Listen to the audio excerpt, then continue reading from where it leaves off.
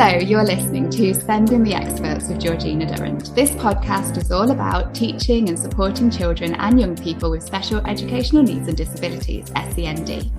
My name is Georgina Durrant. I'm the host of this podcast brought to you by Twinkle SEND. As a former teacher and SENCO myself, I wanted to create a platform to share some of the amazing things that my guests are doing to support learners with SEND. So whether you're listening on your commute, tuning in whilst walking your dog, or curled up on the sofa with a nice cup of coffee, thank you so much for joining us. In this episode, I'm delighted to be joined by Sara Alston. Sara is a practicing SENCO, and as an independent SEND and safeguarding consultant and trainer, she provides support and training to schools for special educational needs and safeguarding. She is the author of The Inclusive Classroom, A New Approach to Differentiation, which came out in 2021, and Working Effectively with Your TA, which has just come out this month, which is February. Hi, Sara. It's lovely to meet you. How are you? Great, thank you. And congratulations on your book. Oh, thank you ever so much. So can you tell us a little bit more about yourself then? What's your experience in teaching and with special education needs, and what do you do at the moment? I've been teaching a very long time because I'm very old. I'm in my 36th year of teaching, which is truly terrifying. Inspirational, not terrifying. Well, and I've worked mainly in primary schools, started with the Inner London Education Authority of Blessed Memory. I now teach and based in Surrey, and I'm a SENCO. And in that 36 years, I worked in primary schools, as I said.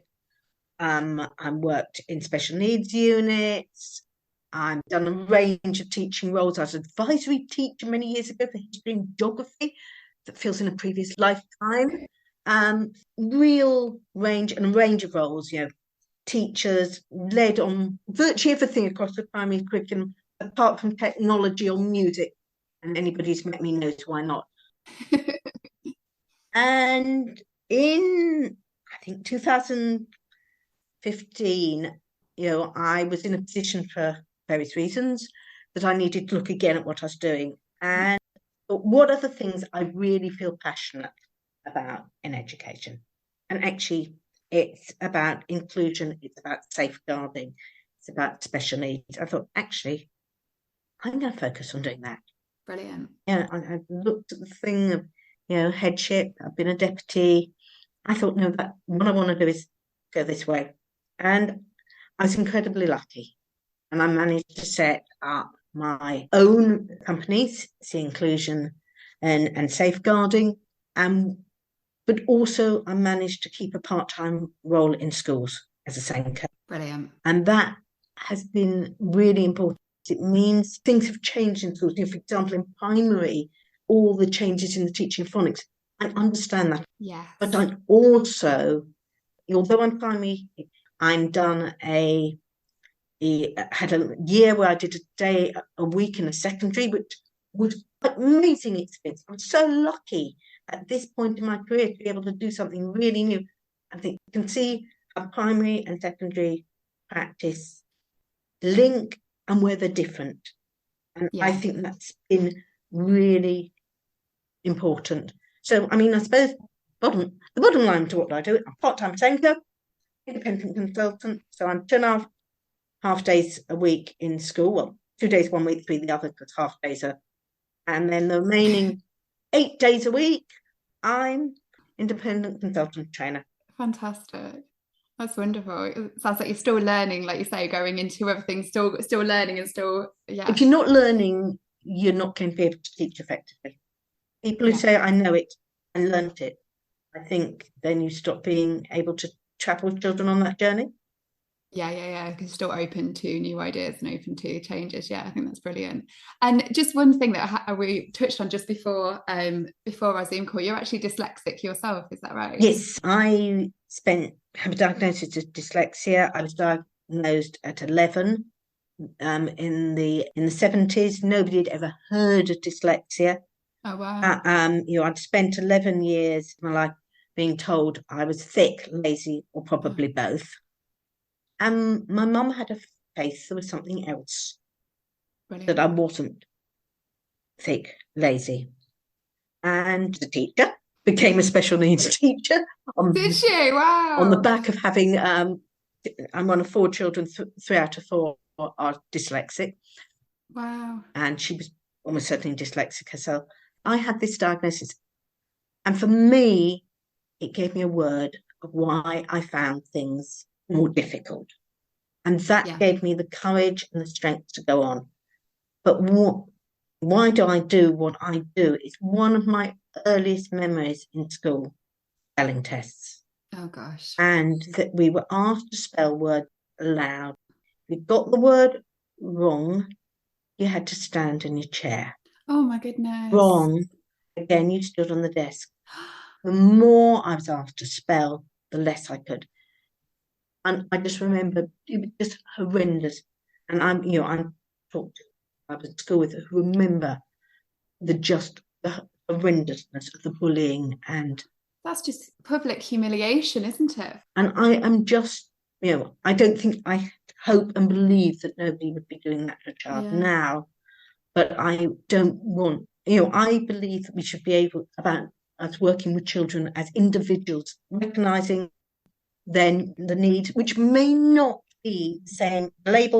We'll talk later about labels and the roles of them. But I think it is, for me, having a word to explain my difficulties, if I can go on. I don't want any child to feel the way I felt when I was leaving primary. Yeah. Oh, gosh, that's horrible. So I would like them to have the right support. Yeah. So that's why. But it also means that I've learned an awful lot about how to adapt what I do. Yeah. Particularly, I now earn a substantial portion of my living, but through writing, which I've only been able to do because of the advances in technology.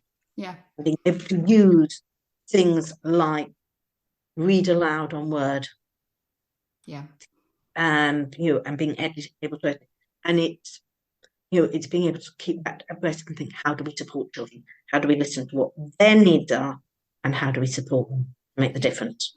Absolutely. Gosh, I can see why it's driven you, having those experiences at primary school. That's, and that your mum was a special needs teacher is awesome. She's been an inspiration as well to you. One of the, I'll start waving the book. One of the privileges of being able to write a book was being able to, in the acknowledgements, recognise and call out the female educators who inspired and supported me and believed in me when I didn't believe in myself. Yeah. And that includes my mum, but she's one of a list of people who met, and it was a real privilege to be able to name them. Yeah, no, definitely.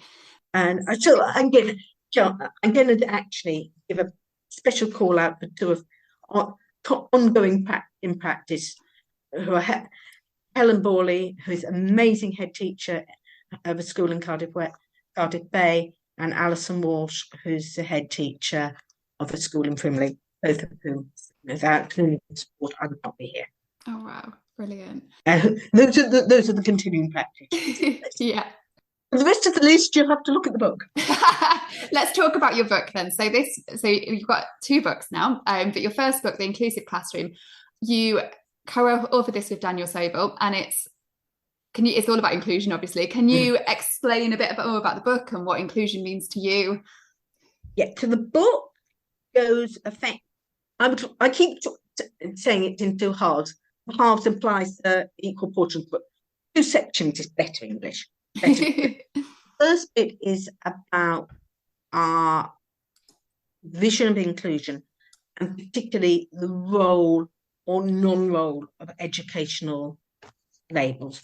That the idea of inclusion being about making children welcome, valued, that sense of belonging, sense of being valued, and being in a culture that responds to their needs, not necessarily their label. Yeah.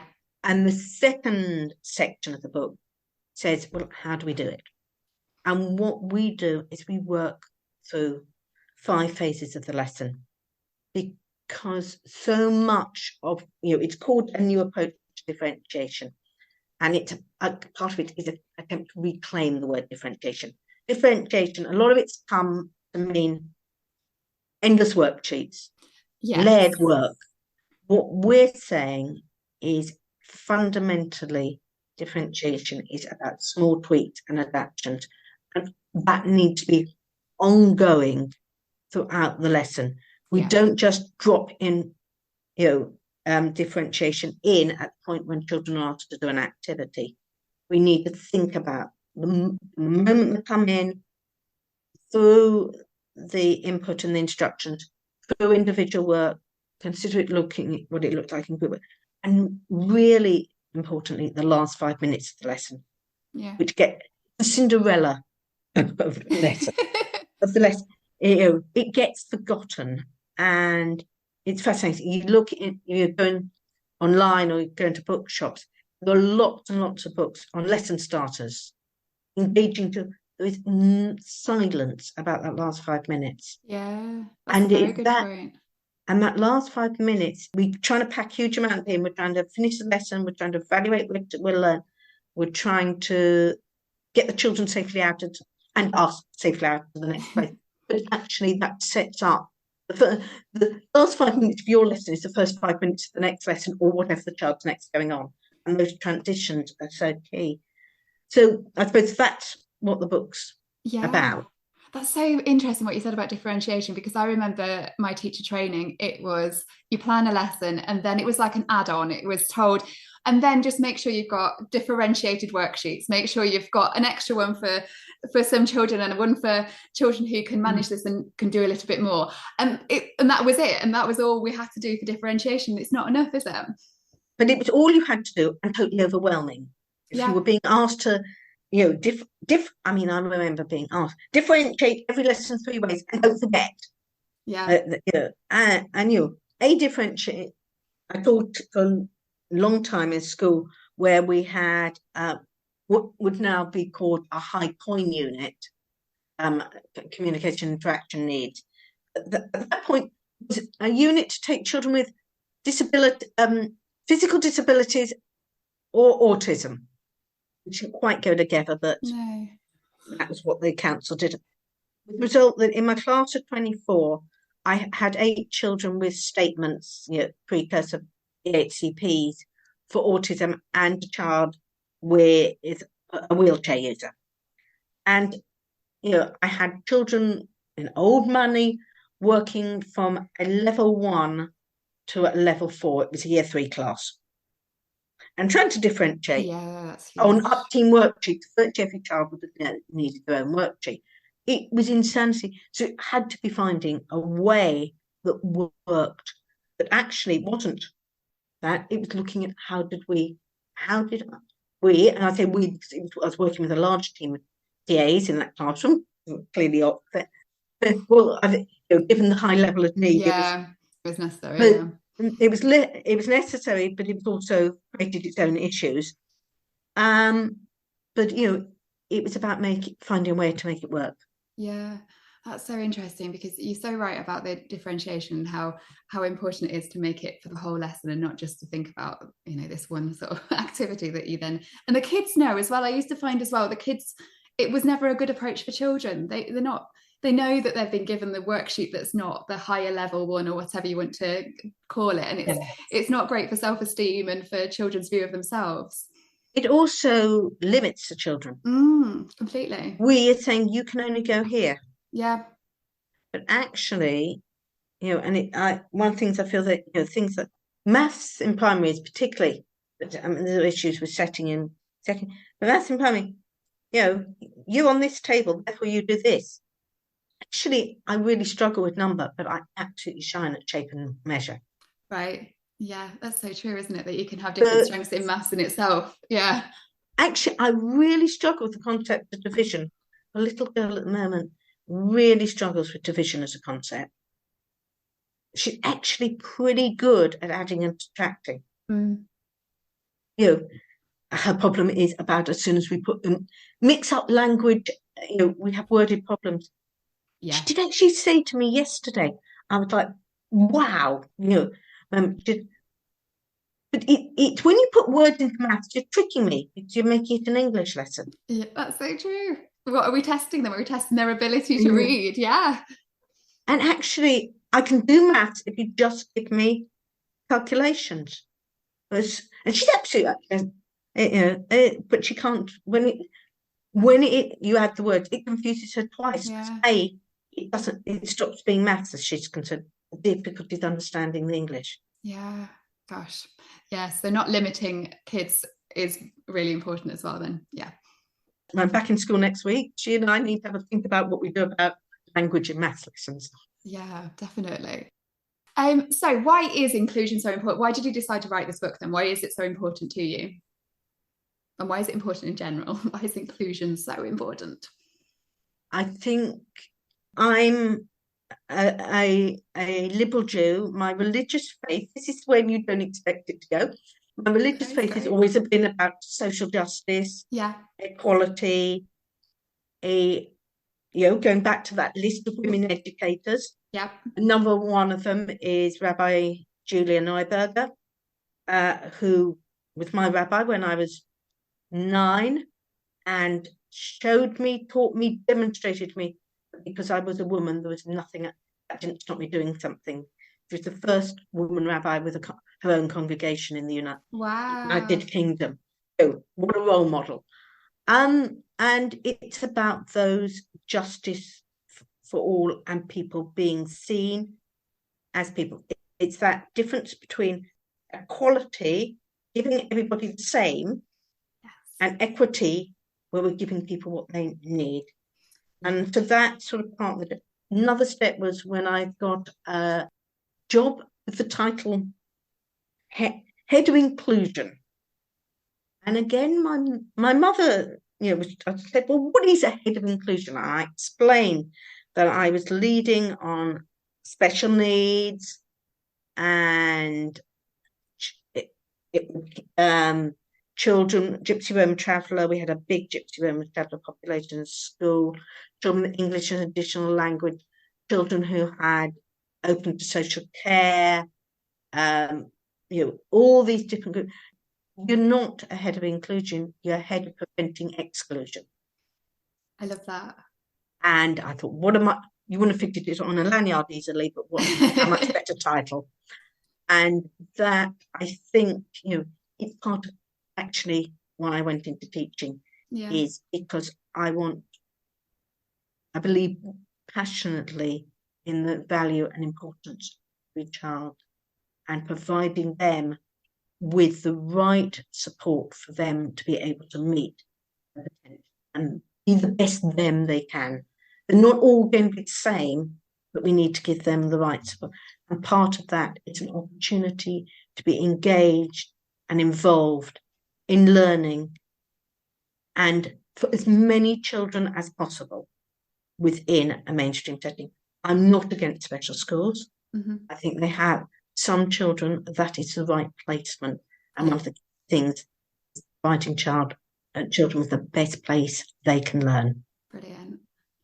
So in terms of a classroom then, what are the key things that teachers are listening, if they're thinking, right, okay, gosh, I want to make my classroom, I don't think is being inclusive enough, or they're thinking, how can I improve? And they've been inspired. What can they do tomorrow when they go into their classroom, especially things that are easy to implement and budget friendly? What can they do to make their classroom more inclusive? I think, one of the reasons we talk about 5 phases of the lesson. Yeah. Start at the beginning. It's a marathon, not a sprint. You're not going to change everything overnight. You need that culture of inclusion. Yeah. But that takes time to build. Yeah. I think you start at the beginning of the lesson. Start to come in through the door. That meeting and greeting. Yes. Contact with every child as they come into the room. How, just saying hello, making eye contact if that's how they want to make contact. Yes. Is making assessment. Where is this child today? Are they ready to learn? Setting up clear expectations. I talk about consistency imbued with flexibility. Children need to know what's happening, but we also need to be flexible to allow for individuals. Yes.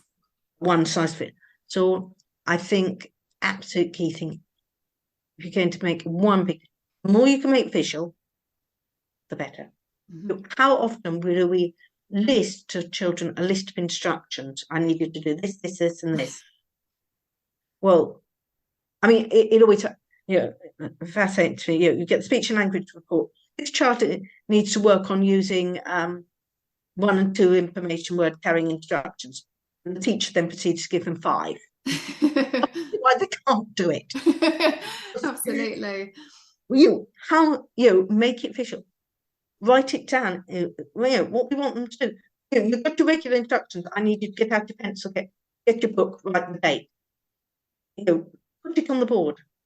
Have a little visual for each of those so the children know what they're doing. Get them to count them off on their fingers.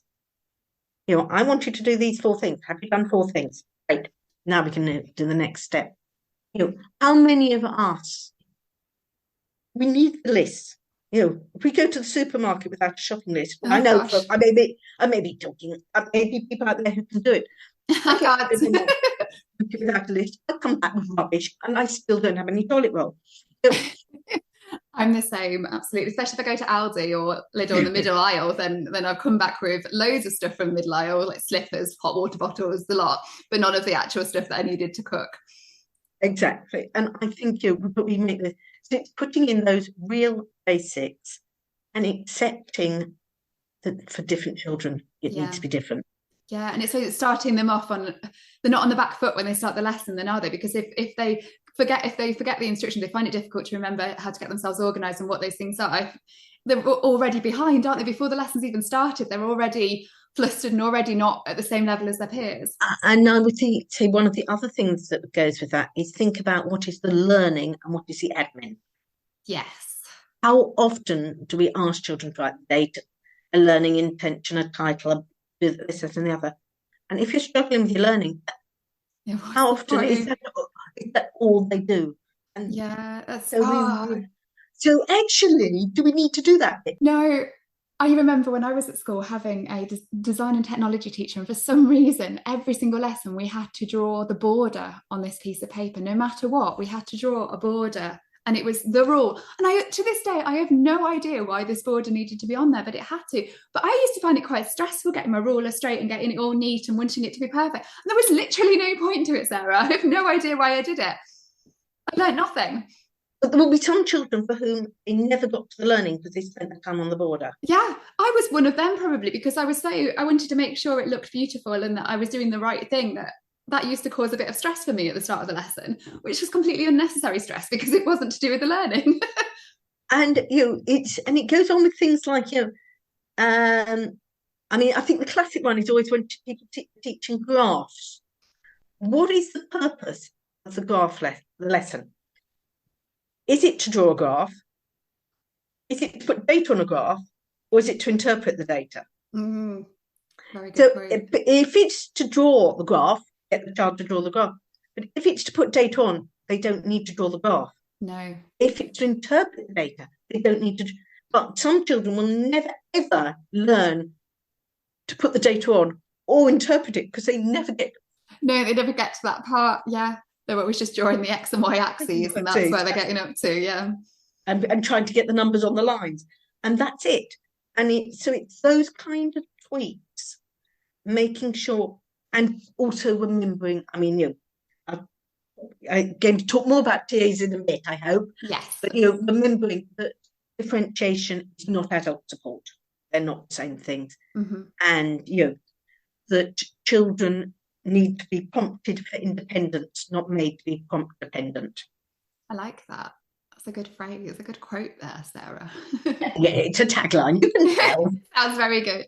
So in terms of the whole school then, so we talked about a classroom, and I know your book is about the inclusive classroom, but if we're talking about a whole school and making a whole school more inclusive, so we have head teachers listening, for example, and Senko's listening, how can they make their school more inclusive in general and change the sort of ethos? I think you can have an inclusive classroom, but you can't have. It's very difficult to have an inclusive classroom in a school that is not inclusive. Yes, because you can't. Teachers do create the culture in their classroom, but it's got to be part of the culture in the school. It isn't, then you don't end up with a happy school or happy teacher. Yeah, and then you don't have happy children. because there's a disconnect between what's happening in one place and the wider place. Yeah. Somebody else comes in, they don't. It's got to be a culture recognition that it cannot be a one size fits all. Not all the children in the school are the same, and that you need to recognise the children's needs. You can't just depend on a diagnosis, because the diagnoses are too broad. Autism, it's a bit like saying bird. Well, if we have bird, we know birds fly. Not if you're a penguin or a chicken or an ostrich. Okay, so I'm going to have all my birds that don't fly together. A penguin and ostrich are not really going to be either fly, but they have very different needs if you're going to try. I'm not necessarily suggesting teaching them to read, but if you were, very differently. And even within your group of penguins, how many people learn penguins? They live in cold places, not South African penguins. Oh yeah, don't forget those. So, those labels give us broad directions. All our birds have feathers, but they don't necessarily tell us about the needs of the individual child or bird. I would stop talking about birds, I promise. We've got images of looking after penguins and chickens and all of this now in my head. But we can see there that it's different needs. But so often in schools we say they are year 4. Therefore, they will all do what year 4 or year 9 do, and it's a one size fits all. But we've got people, and we wouldn't expect all adults to be the same. So why do we expect all children to be the same? Yeah. And also, there's so often a culture where we make expectations of what good learning looks like based on a neurotypical child. Completely, I agree. And that effectively hinders, inhibits, and often actually excludes other children. So we need to be flexible, and it's thinking about how we set up our rooms, the language we use. So not saying it's a one size fits all. You will all make eye contact with the teacher. Actually, a lot of us will learn better if we don't make eye contact. Yeah, it can be physically painful for some. And a child who is then spending all their time thinking, I need to make eye contact. Yeah. They're not going to listen. I mean, it always amuses me when I speak at conferences and things. Good listening and good sitting. And don't fiddle. Watch the adults in conferences. They've got their pencils, they're chewing. There's the one who sits surreptitiously playing with their phone. Kind of prefer they didn't do that. And all these things, they're fiddling with their hair, they're fiddling with their sleeves, they're checking what's in their pocket. And we allow adults to do that. Yeah. But we make a rule children can't. It's almost like we've got higher expectations of children than we have of ourselves, isn't it, Sarah? And that's because it makes it easier to teach. Yeah. Because that's about the needs of the teacher, not the needs of the children. That's a very, very good point. It is. It's the needs of the teacher and the management of the classroom, isn't it? Rather than thinking of the individual children and what's best for them. And there'll be a lot of children who are masking as a result as well, aren't they? Like autistic children with ADHD, etc., who may be masking and learning to mask, which can be then damaging for them later on or at the time. So, gosh, yeah, hugely important to think about the children. So I think that's what I think. I think you were saying about how SLT is looking at that, and it's not saying every single child needs their own set of rules. You do need that consistency. You do need those boundaries, but they need to be imbued with flexibility and underline. Is that a word? Underline with them needs to be a sense of empathy and a willingness to. And I think one of the other things really important for SLT is to remember children do not come in to our schools a blank sheet. Yes. And our children will be highly influenced by what has happened on the way to school, what is going on in their outside lives. And when a child is told off because they haven't got a pencil, and actually there is no money at home, they've got dressed in the dark and the cold because the electric's off. They haven't had breakfast. Yeah. Their shoes don't fit. They're worried about domestic abuse. They're worried about whatever. And then you say to them, you haven't got a pencil. Yeah, I know. In fact, they fly off the handle, frankly, or go into, withdraw. Is that the big deal? Absolutely. Our school, give them a pencil. Yeah. Don't make a fuss about it. Don't make a song and dance. Give them something to write with. Yeah. No, I think that's. And don't penalise. Yeah, I was talking a podcast episode that will have recently come out when we've got this one out, was with the Thrive approach and talking about like trauma sensitive approaches, and it was, again, that's what we were talking about, the idea that you've got to remember that kids might have come, like you say, to school and they're hungry, and they might not be behaving because, especially now, unfortunately, and I can't believe we're saying it now, but there are lots of children coming to school now who haven't had breakfast or haven't got a warm house, and you've got to come from a place of understanding that these children can't be expected to learn how you want them to when they haven't got their basic needs met. And we need to go back to Maslow's hierarchy. We can't get those basic needs. If you don't get those basic needs met, we can't move up that. No. And it's absolutely key that, and all the main, all these worries and it becomes, I don't say all behaviour is communication, but the vast majority of it is. Yeah. And we need to listen, and we need to ask the right questions. And I always take them back to a story a colleague told me about a little boy who'd climbed up on the roof of the school, and they got him down, and everybody's screaming and shouting, how do you, somebody stopped and calmed him down and said, why did you go on the roof? He said, and he pulled out of his pocket loads of spoons. Oh. And everybody went, where did they come? They were on the roof. And slowly the child managed to explain. The person he really related to in the school was in the kitchen, because she gave him food and he liked food. And he had gone the previous day and he'd got his pudding and there hadn't been a spoon, and he'd asked for a spoon. And she said, well, we're running out of spoons, but people take them outside and throw them up on the roof. Oh, bless him. So he'd gone up on the roof to get the spoons back down for her. Oh. So yes, he'd done something he shouldn't. Yes, he'd done something that was dangerous. But in his world, he was doing a good thing. He'd done it from a place of love, almost, hadn't he? A place of wanting to be kind to somebody. Yeah. And it's about asking the right questions. Yeah, finding out the reasons behind it. Absolutely. And we know that teaching assistants are very good often at doing this. They're very good at supporting children and teachers as well. And your next book, which has just come out, is called Working Effectively with Your Teaching Assistant or TA. Can you tell us about this book? I know you haven't got a copy to show us right now, but I will put the links in. It's aimed at primary. So at least two of the people who did the pre-reading are secondary and gone, this works. Please, just because you're secondary, don't get put off buying it. Sales pitch. Gotta be done. But what it is, it almost is kind of be what it says on the tin. Yeah. How to work effectively. When Daniel and I wrote The Inclusive Classroom, we only had so many words of blooms we would take on board in a book. Mm-hmm. And I felt there was an elephant in the room that was never mentioned, which was TAs.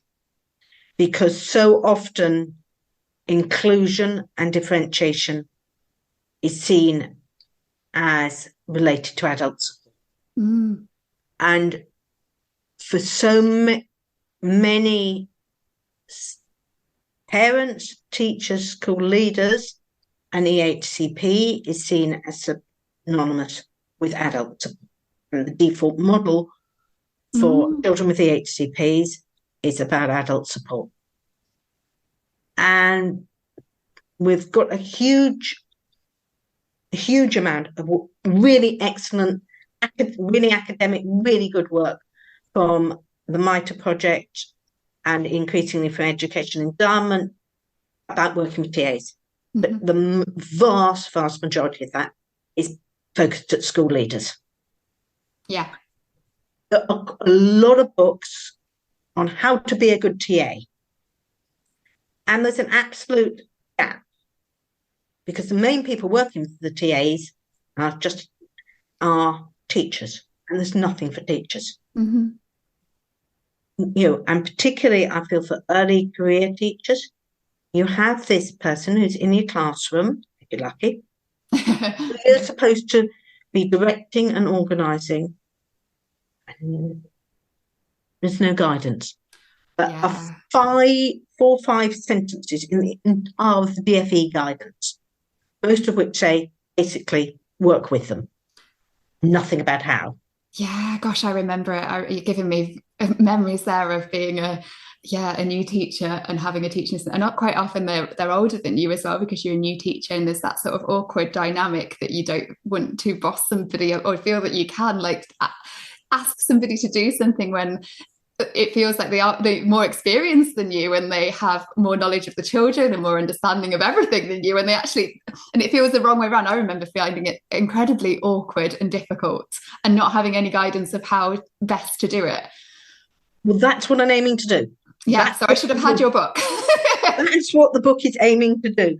So it's really it's about going through. So we start with some of the challenges of working together, and not actually the fault of the TA or the teacher, often school leaders, just because of the way the roles evolve. I look at working with throughout the lesson about the key things you can do for the in differentiation, making your classroom inclusive. Talk about behaviour, talk about working with parents. And fundamentally talk about how to share planning. Yes. And make structures and quick ways of sharing planning effectively. Because too often, we've got this person and none of us work on our best when we're winging it. No. PAs are asked across the country to wing it day after day after day. They become expert at it. Actually, so often they're getting the teaching, the learning at the same time as the children. Mm. And then they're being asked to personalise it, differentiate it for a child, and they're only picking it up often at the same point. They don't know what they're doing before they get in the room. And how do we make the sharing and planning effective, manageable? Yeah, I used to find this really difficult at Senko, trying to talk to other teachers about how to organise the planning with their teaching assistant, because you've got difficulties in the sense that the teaching assistants as well, you don't want to ask them to stay behind. You don't have any time as a teacher. You don't want to ask them to stay behind because you know that they're not being paid very well and their time is very precious. So you feel awkward in asking them to stay behind, but you need that time with them to then help so they know what they're doing and to get the most out of them. And it's a really difficult one to tread, isn't it? Yeah. And so one of the things I do is I get it down to 3 questions. Mm-hmm. What's the key learning? What's the key vocabulary the children need to access the learning? And what is the outcome you want? Yeah. Those 3 questions, and it should fit on a post-it.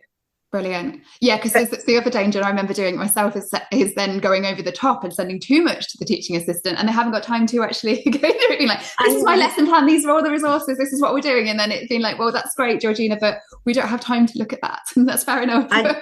And also thinking about feedback. I mean, the issue of time, and one of the things I really recommend is setting up a classroom contract to actually talk through your day. Yeah. What is it you want? Who's going to do what? Yeah. And, but it's about setting up some guidance and some structure for teachers to work with TAs. And I just said, I'm also in the bizarre position of having written a book using a job title I don't really like. So like the teaching assistant as the title. No, I agree with you on this one. I really don't like teaching assistant as a job title. I'm sort of lumbered using it because it's in all the guidance and it's the most. But actually, I think it's something like 18 different titles for the people who work in classrooms. Wow. And I will say my preferred title is learning support assistant. Yeah. That's what their role is supporting learning. Yeah, they're not our assistants as teachers, which they are not a PA for the teacher. No, absolutely not. And it's also that balance of teaching and the non-teaching roles. And most of these people have up-team roles, so they're also doing a playground duty. They're also in charge of aid, and it's it's about trying to give people some ideas of how to make it workable in the classroom. Yeah, and so we've spoken of sort of like how we can work effectively with a teaching assistant. The relationship is so important. I always found that, and I have I've worked with so many lovely TAs that I absolutely adored, and really, really enjoyed work. And they were my friends. I really enjoyed working with them, and I think that really helps, doesn't it? But what are the important things in making this teaching assistant relationship work effectively and be beneficial for learning? I think I keep feeling about the entire book. If I could summarize it, listen and communicate. And I think it's about listening to your TA and communicating, sharing things. And one of the problems we've got is that because there is not enough time to communicate, schools, and there is no money to give TAs more hours to communicate, that we end up falling back and depending on a good relationship, a friendship between the teacher and the TA, compensate from the lack of time to communicate. It means both will be willing to go over and above, and that's appropriate. And I think that relationship does not always work, and we need to be clear. If it's a friendship, that's a real bonus.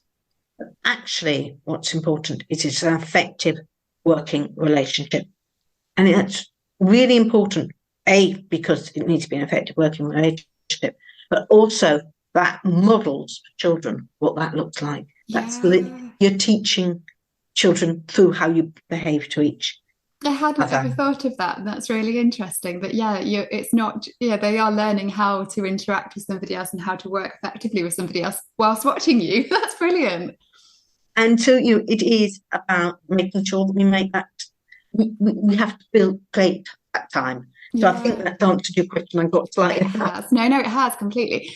Let's just talk before we finish then about what you do at the moment. So you set up C Inclusion and Safeguarding. Can you tell us more about this and how people can find out more about it? Yeah. So I'm a one-woman band. I'm a small company. I work. I have to pay the mortgage, so I will go with people paying to go. So I work across the country. I'm based in the southeast, and what I do is I support schools. I go in, I do training, I lead on inset days, I provide training for all sorts of both special needs and safeguarding. I also do quite a lot of work with schools supporting SENCOs, with schools that are under SENCO'd. Yeah. They just don't have the SENCO time. They've got new to roll. SENCO, or often I've done a lot of work with SENCOs returning from illness. I've a lot, and just supporting them in that role. But and I go in and look at people's provision. I do reviews of what their SEN provision looks like. Yeah. And safeguarding reviews. Yeah. So please, people come and contact me, and I will see what how we can work together. Because what I love going into other schools, I love being able to see what schools are doing, and seeing some amazing practice and being able to support people to make that even better. Brilliant. So it's not just training that you do, but you also do reviews. You help schools look themselves reflectively at their practice and how they can improve. I think that's really good. Yeah. And that is is so because so often there's such good practice going on. Just need to know that they're doing the right thing. Yeah, and I suppose add some little tweaks and just guide them a little bit onto the path that makes more sense or whatever. Yeah, and sometimes the other thing which I think is that schools. So often our practice in school is based on what we've always done. Yeah. And so sometimes when you know that's not actually working, or not working as well as it could do, or not working as well as it could do for all your children, you need somebody like me to come in and go, we just thought of moving that 3 foot to the left. True, And, isn't it? It's fresh eyes. It's fresh, like, yeah, and it's easier to view something when you're not in it, isn't it? and you just need somebody to go and say, actually, why don't you do that? Yeah. Oh, that's, and Or sometimes it's easier to take advice from somebody who's not involved as well. yes, Somebody, yeah, I think that's really, really important. So how can people find you, your books and your company? well, books are available through the Bloomsbury website, and there may well be a discount code in February. Yeah. Watch out, looking at obviously all good bookshops on Amazon. There are other places to buy books. I would necessarily recommend them, but if you buy a book, please come put a review on Amazon. Absolutely. It makes a huge difference to reviews. I can be contacted through my website, which is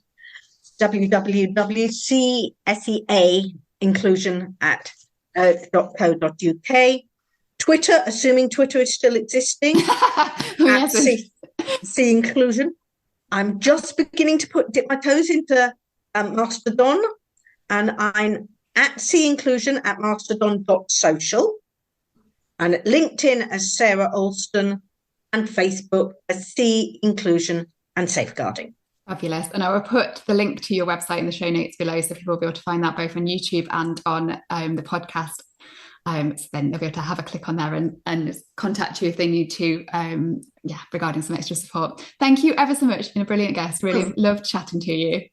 Well, thank you. It's been really nice talking to you. And I'm afraid I could talk for hours about these things. I feel like I could too. I think we could talk for a long time together on this. What a great guest. I really enjoyed chatting to Sara. Do make sure you have a look at her books and her website. And I've popped some resources that are linked to this episode topic in the show notes below. So do have a look at those as well. And thanks again for listening to Send in the Experts with me, Georgina Durrant. I hope to catch you again next time.